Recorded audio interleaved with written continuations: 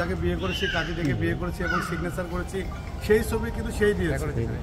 আপনি একটা জিনিস, আমি আজকে আরেকটা বিষয় চ্যালেঞ্জ ছুড়ে দিচ্ছি, সেটা হচ্ছে যে সকল ফোনের কিন্তু রিকভারি করা যায়, ছবি নিয়ে আসা যায়। যেহেতু আইফোন দিয়ে ছবিটা তুলেছে, আইফোন দিয়ে ছবি তুলে কিন্তু ক্লোজ করে দেখা যাবে ওখানে কী কী লেখা আছে। আমি কিন্তু আপনাদের সারা বাংলাদেশের মানুষের একটাই দাবি জানাচ্ছি, তাহলে যে ছবি আমার ছোটো বোনের কাছে দিয়েছে ওই ছবিটা কিসের এবং ওখানে কি লেখা আছে, কারণ ওই পাতাতেই লেখা আছে 10 লক্ষ টাকা ধার্য করিয়া তাকে হচ্ছে আমি স্ত্রী হিসেবে কবুল করলাম। এরকম করে যেভাবে সেভাবে হয়েছে শরীয়ত মোতাবেক, এবং ওখানে কাজী ডেকে মানে আমাদের হচ্ছে কাজী বিয়ে পড়েছে। আমি সেই কাজীকে খুঁজছি এবং আমি এমনকি সেটাও করতে পারি, আমি সারা কোর্ট আমি 1 লক্ষ টাকা পুরস্কার করবো যে আমাদের বিয়ে কোন কাজী পড়িয়েছে, আমি 1 লক্ষ টাকা তাকে দেব। আমি একজন সাংবাদিক, আমি আপনি জানেন যে আমি একটু অনুসন্ধানী সংবাদ খুঁজতে খুব পছন্দ করি। সেখান থেকে আমার এটা প্রমাণ করতে আমার যদি 1000 বছর লাগে আমি এটা প্রমাণ করে ছাড়বো যে বসা যদি আমার বউ। আপনি অনেক ভিডিওতে দেখেছি যে আপনি কান্না করছেন এবং কান্না করে আপনি সেটা বলছেন, কিন্তু সেটাও কিন্তু মানে সে বলছে যে সে প্রমাণ দেখা একটা কাবিননামাটা সামনে কেন কান্না কাটিছে আমি বলি শোনেন। আমি হচ্ছে খুব জিদি একটা মানুষ, আমি হচ্ছে এরকম, আমি এটা চাই, সেটা না পাওয়া পর্যন্ত আমি খাই না। ও জানে আমি সকালবেলা শুধু মধু খেয়ে পড়ে গেছি। ও আমাকে বলছে, সে যখন চ্যানেল আইতে শক্তভাবে বলছে যে কাবিন দেখাক, আমার ওস্তাদের সাথে কথা বলেছি, সে বলছে তুমি কাবিন দেখাও, ঠিক আছে, কাবিন না দেখালে সাংবাদিক হিসেবে তোমাকে হচ্ছে আমরা আমাদের ইয়ে থেকে কিন্তু বের করে দেবো। তখন আমার ছোট বোন যাবে না, ওকে হচ্ছে যে 13 বার বলার পরে একবার হ্যাঁ বলে।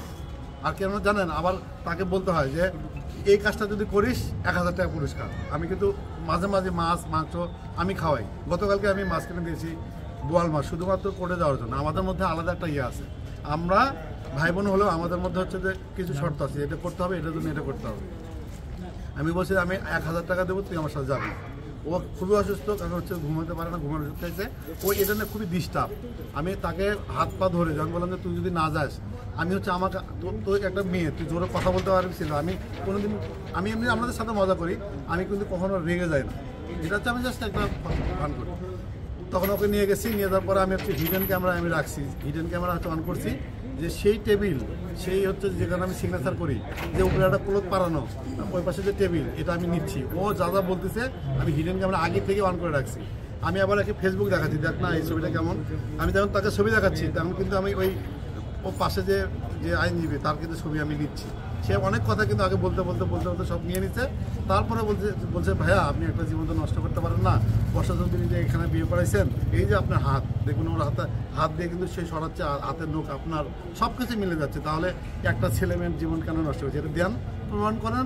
সে যদি চলে যায়, কিন্তু তার একটাই কথা হচ্ছে যে সে চলে গেলে কোনো আপত্তি নেই, কিন্তু আজ থেকে 5 বছর পরে যে আমার থেকে 10 লক্ষ টাকার জন্য আমাকে ফাঁসাবে না, তার মানে কি? আমাকে সে ওটা দিক, সবাইকে জানাক, সে চলে যাক, আমার কোনো আপত্তি নেই। আমি যদি ভালোবাসতে পারি তাহলে আমি তাকে স্যাক্রিফাইস করতে পারবো না। আপনারা জানেন আজ থেকে 3 মাস আগে আপনারা আমার সাথে কিন্তু বিভিন্ন জায়গায় আছেন। সে কথায় কথায় রাসেল মিয়ার কিন্তু চেহারা দেখে কিন্তু জ্ঞান হারাতো। সেখানে আমি 4 তলায় কোলে তুলে তাকে হাসপাতালে রেখেছি। ওখানে তার একটা বন্ধু ছিল, সেটা আমি আজকে কেন বলছি, তাকে হয়তো ম্যানেজ করার চেষ্টা পারবে না। আজ রাত 12টায় সে আজকে আমার লাইভে আসবে। আমি কিন্তু সব কিছু আস্তে আস্তে বের করার চেষ্টা করছি। আমরা 2 বন্ধু ওখানে ছিলাম, একটা শাওন একটা হচ্ছে আমি। সেই শাওন যখন বেরোচ্ছে, শাওনের সামনে বলছে যে আকাশ দোস্ত, তুই একমাত্র পারফেক্ট যেটা বর্ষার দায়িত্ব নিতে পারবি। আমাদের সেই হাসপাতালে প্রথম প্রেম শুরু হয়।